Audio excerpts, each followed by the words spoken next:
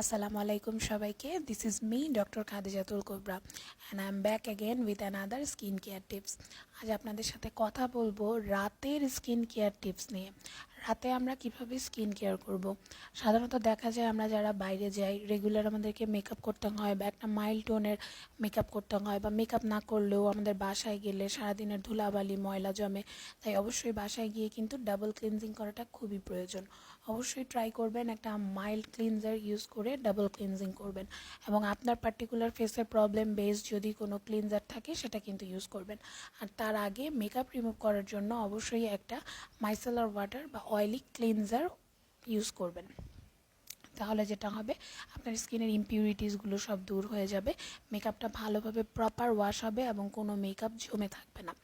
After that আপনি ফেসটাকে ভালোভাবে clean করে একটা মাইল্ড খুবই হালকা আপনার স্কিনের নেসেসিটি অনুযায়ী একটা টোনার ব্যবহার করতে পারেন. রাতের বেলায় স্কিন কেয়ারটা কেন বেশি প্রয়োজন, কেননা দেখা যাচ্ছে রাতে স্কিন কেয়ার করলে সেই প্রোডাক্টটা আমার ফেসে অনেক বেশিক্ষণ ধরে থাকছে, আমার ফেসে অনেকক্ষণ ধরে সেটা কাজ করতে পারছে. রাতে যেহেতু রোদ আসছে না তাই সেটা কোনো কিছুর সাথে রিয়াকশান করতে পারছে না এবং আমার ফেসটা খুব ভালোভাবে সিরাম দিলে সেটা খুব ভালোভাবে আমার স্কিনের ডিপ লেয়ারে গিয়ে অ্যাবজর্ব হচ্ছে, খুব ভালোভাবে ওই প্রোডাক্টের কার্যক্ষমতাটা আমি পাচ্ছি. এখন দেখা যাচ্ছে রাতের বেলায় সাধারণত আমরা অনেক রকমের সিরাম সাজেস্ট করে থাকি প্রবলেম বুঝে.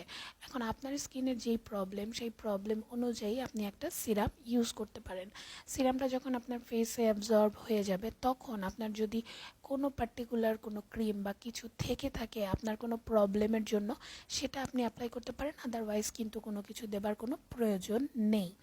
এরপরে দেখা যায় আমরা সাধারণত ব্রণের সমস্যা থাকলে স্যালিসাইলিক অ্যাসিড বেসড একটা সিরাম রাতের বেলা অ্যাপ্লাই করতে বলি.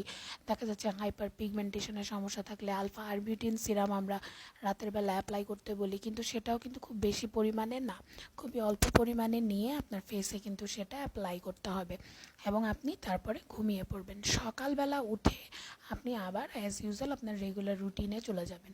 এই ছিল রাতের বেলার ছোট্ট একটা স্কিন কেয়ার টিপস. এবং আরেকটা কথা বলি, সেটা হচ্ছে রাতের বেলা আপনি কিন্তু আপনার হাতে পায়ে একটা লোশন দিয়ে নিতে পারেন বা ময়শ্চারাইজারও দিয়ে নিতে পারেন. সেই ক্ষেত্রে আপনার স্কিন ডিহাইড্রেশন থেকেও কিন্তু মুক্তি পাবে. আর যদি শীতকাল হয় তাহলে তো ময়শ্চারাইজার অবশ্যই দিতে পারেন.